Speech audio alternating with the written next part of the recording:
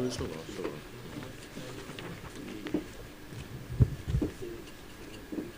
Voilà.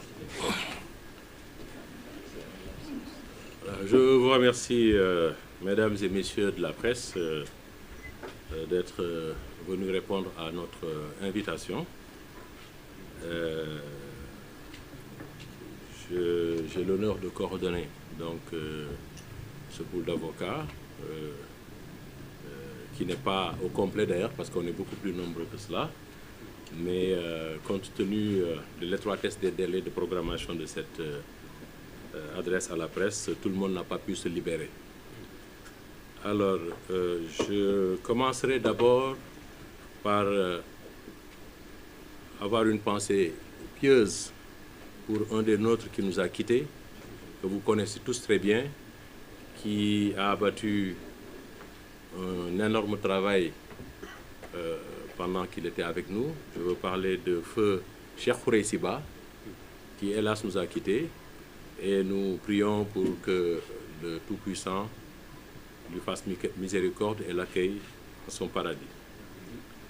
Je rendrai aussi un hommage mérité à notre confrère et actuel ministre de l'Intérieur, M. Mohamedou Bamba Cissé, qui lui aussi, comme vous avez dû vous en rendre compte, a abattu un excellent travail tout le temps qu'il a été dans le groupe, dans le collectif des avocats. Alors, j'ai également une pensée très amicale pour notre confrère Juan Branco,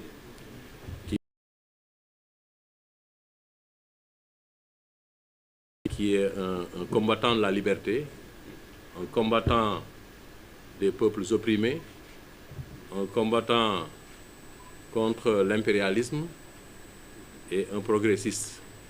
Donc, ce combat lui a valu des déboires que vous connaissez. Ce n'est pas la peine de revenir dessus. Je ne sais pas s'il nous suit, mais si c'est le cas, qu'il sache que nous sommes de tout cœur avec lui et qu'il nous manque beaucoup et que nous aurions aimé l'avoir à nos côtés aujourd'hui. Cela dit, nous vous avons convié aujourd'hui à cette rencontre pour vous entretenir d'une circonstance nouvelle qui commence à se faire court dans l'espace judiciaire.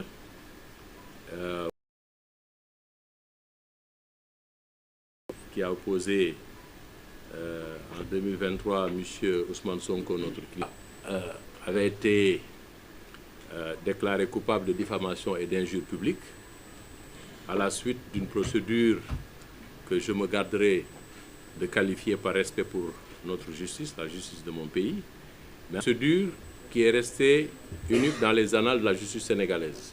Parce qu'il y a eu une procédure de diffamation jugée à la première audience en première instance, jugée à la première audience en appel, sans que même les délais d'appel soient expirés et sans que même l'appel de notre client ait été enrôlé. Donc en l'espace de 2 mois, il a été condamné en première instance. La condamnation a été, comme vous avez dû, enfin vous y avez assisté, a été confirmée et même mieux alourdie en appel, et on l'a condamné à 6 mois, juste ce qu'il fallait pour l'empêcher d'être candidat. Parce qu'en première instance, je pense qu'il a été condamné à 2 ou 3 mois. 4 mois, je ne me rappelle plus exactement. Mais en tout cas, c'était une condamnation qui ne le privait pas de ses droits électoraux. En appel, eh bien, comme il fallait un minimum de 6 mois pour ne pas être candidat, eh bien, on l'a condamné à 6 mois, ce qui l'a empêché d'être candidat. Et cette condamnation, comme vous le savez, elle est intervenue, elle est fondée sur l'inexistence, j'allais dire, du rapport du PRODAC, dont notre client disait qu'il avait épinglé M. Mamba Niang. Alors, à la suite, quand M. Ousmane Sonko s'est retrouvé Premier ministre, bien entendu, le rapport dont on disait qu'il n'existait pas, et on y reviendra, ce rapport-là a été porté donc à sa connaissance. Et il s'agit d'un rapport qui existe bel et bien, qui a été signé et qui épingle, pour reprendre le mot de notre client, qui épingle bien M. Mame Mbaye Niang. Alors, fort de cela, M. Sonko a demandé à ses conseils de saisir le garde des Sceaux à l'effet de faire procéder à la révision de son procès. Alors, donc, et pour ce cas-ci, parce que la révision, c'est une voie de recours extraordinaire, mais qui est prévue par la loi organique sur la Cour suprême. Les voies de recours ordinaires, elles sont prévues par le Code de procédure pénale. C'est l'appel, c'est l'opposition, etc. Mais ici, c'est une voie de recours qui est prévue et encadrée par les dispositions de la loi organique sur la Cour suprême. Et comme le nom l'indique, c'est une loi qui, dans la hiérarchie des normes dans ce pays-là, a une valeur supérieure à celle des lois ordinaires. Alors, donc, et cette loi organique prévoit plusieurs cas dans lesquels la révision d'un procès peut être initiée. Dans l'histoire du Sénégal, je pense que c'est la première fois que cela arrive. On en a parlé avec l'ancien président du Conseil, Mamadou Dia, mais ça n'avait pas abouti. Et donc c'est la première fois qu'on en arrive aujourd'hui à cette étape que je vais vous décliner tout à l'heure. Alors, donc pour le cas qui concerne M. Sonko, c'est le cas qui est prévu par l'article 93 de la loi organique sur la Cour suprême, qui prévoit, est-ce que pour ne pas écorcher le texte, je vais vous lire le 4e cas. Je ne vais pas vous lire tout le texte. C'est l'article 92, hein? 92. Voilà, lorsque, après une condamnation, un fait vient se produire ou se révéler, ou lorsque des pièces inconnues lors des débats sont présentées, de nature à faire naître un doute sur la culpabilité du condamné. C'est bien le cas du rapport Prodac. Alors, mais dans ce cas précis, M. Ousmane Sonko n'a pas le pouvoir, n'a pas la prérogative de saisir directement la Cour suprême. Ses avocats non plus. Le passage obligé c'est le ministre de la Justice, garde des Sceaux. Donc, il nous a instruit de saisir le garde des Sceaux, ce que nous avons fait, correspondance, pour lui demander de bien vouloir instruire une demande de révision sur la base de cet élément nouveau. Et le garde des Sceaux, Mme Yacine Fall, qui a hérité de ce courrier-là, a effectivement fait les démarches. Et je tiens à préciser qu'elle ne l'a pas fait en tant que politique. Elle a agi en tant que garde des Sceaux et n'a fait qu'appliquer ce que la loi a prévu, en pareille occurrence. Alors, donc, le texte, il est là, c'est l'article 93. Dans le 4e cas, donc le cas qui nous concerne, le droit de demander la révision appartient au garde des Sceaux, ministre de la Justice, seul. Ça, c'est la loi organique sur la Cour suprême qui le dit. Donc, c'est le garde des Sceaux seul qui a le droit d'initier la procédure de révision. Et donc, le garde des Sceaux qui statue après avoir pris l'avis d'une commission composée des directeurs de son ministère, du procureur général près la Cour suprême, d'un magistrat du siège de la Cour suprême, désigné par le premier président. Donc, elle n'a pas fait autre chose que de se conformer aux dispositions de la loi. Donc, elle a réuni la commission. Donc, et cette commission qui regroupe les différents directeurs de son ministère a été présidée, pour la circonstance, par un magistrat de la Cour suprême, qui est président de chambre à la Cour suprême. Donc, après le premier président et le procureur général, c'est le magistrat le plus haut en grade au niveau de la Cour suprême. Et, fait important à noter, avec la présence de M. le procureur général himself. Il aurait pu déléguer un avocat général, un premier avocat général, mais c'est lui-même, le procureur général près la Cour suprême, qui est venu siéger au niveau de la commission. Et cette commission regroupe plusieurs magistrats qui sont 2 directeurs généraux et peut-être 7 ou 8 directeurs.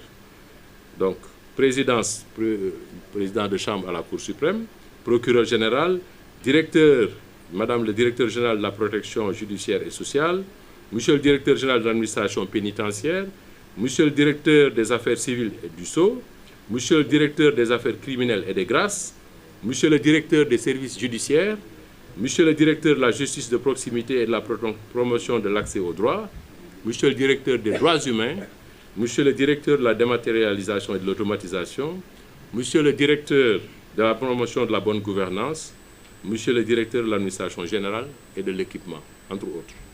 Donc vous voyez que c'est quand même des directeurs, et parmi cette liste-là, dans cette liste, vous verrez qu'il y a peut-être 8 magistrats, et pas lesquels, pas n'importe lesquels. Le magistrat président de chambre à la Cour suprême, le procureur général de la Cour suprême, et d'autres magistrats qui ont en tout cas pour tout ce qui était là, entre 25 et 40 ans d'expérience, qui ont occupé toutes les fonctions dans cette magistrature. J'insiste sur la composition, c'est pour que vous sachiez bien que si cette commission ainsi composée examine le rapport du PRODAC qui lui a été soumis et décide de donner un avis favorable en estimant qu'effectivement le rapport contient des éléments de nature à épingler, parce que je reprends le mot de notre client, et a émis un avis favorable pour la révision de son procès, ce qui est une première. En tout cas, moi, dans ma petite expérience, je n'ai pas encore eu vent de la réunion de cette commission qui aurait rendu un avis favorable à une révision d'un procès quel qu'il soit. Alors donc, c'est pourquoi nous estimons que cette commission, qui est quelque part même l'émanation de la Cour suprême, puisqu'il y a un président de chambre, je pense qu'il doit être le président de chambre le plus ancien, je n'ai pas cité son nom, et monsieur le procureur général, c'est une émanation de la Cour suprême, et je vois mal demain la Cour suprême venir prendre le contre-pied de la commission qui a émis un avis favorable, d'autant plus qu'il n'y avait absolument rien d'extraordinaire, de particulièrement technique. Il s'agissait de faits qu'il fallait juste apprécier. Le rapport, est-ce que le rapport contient des éléments qui peuvent incriminer Mame Mbaye Niang? Ils disent oui, effectivement, parce que Mame Mbaye Niang a signé un ordre de service de démarrage des travaux au profit de l'entreprise Green 2000, 5 mois avant la signature du contrat. Et ce qui a permis à cette entreprise de se faire payer à hauteur de 2 milliards et poussière, alors qu'il n'y avait pas encore de contrat. Rien ne liait cette entreprise avec l'administration sénégalaise, avec le PRODAC. Et pourtant, on a signé un ordre de démarrage des travaux au profit de cette entreprise. Bon, maintenant, après, les commentaires, ceux qui auront le rapport, peut-être pourront les faire, mais il n'y a rien de nouveau sous le soleil, parce que c'est exactement ce qui avait été dit à l'époque, et c'est exactement ce qui était consigné dans le rapport qui circulait sur le net, et sur lequel, d'ailleurs, monsieur du Forum civil, comment il s'appelle, Birahim Seck, a fait un ouvrage, un excellent ouvrage, qui décortique le rapport de A à Z. Ce n'est pas un secret, c'est vraiment dans le domaine public, j'allais dire. Et au vu de cet élément-là, la commission a émis un avis favorable, et le garde des Sceaux, comme la loi l'y invite, l'article 93, la Cour suprême est saisie par son procureur général à la demande du garde des Sceaux, ministre de la Justice, soit d'office, soit sur réclamation des parties indiquant un des 3 premiers cas. Pour les 3 premiers cas, c'est les parties qui saisissent. Mais pour le 4e cas, concerne M. Ousmane Sonko, c'est le garde des Sceaux qui a saisi le procureur général. Aujourd'hui, le dossier a été transmis au procureur général, qui à son tour doit saisir le premier président de la Cour suprême, qui doit réunir la Cour pour statuer sur la recevabilité de cette demande de révision. Bon, en termes de recevabilité, on peut distinguer peut-être de recevabilité formelle. Est-ce que la procédure qui a été prévue a été suivie par le garde des Sceaux? Oui, il a réuni la commission a émis un avis favorable, elle a transmis au parquet général. Donc de ce point de vue-là, du point de vue formel, la procédure a été respectée. Dans le fond, je ne vois pas ce qui peut aujourd'hui empêcher la révision du procès. Certains seraient tentés de penser qu'avec l'intervention de la loi d'amnistie, la révision ne pourrait prospérer, on ne pourrait pas aller à la révision.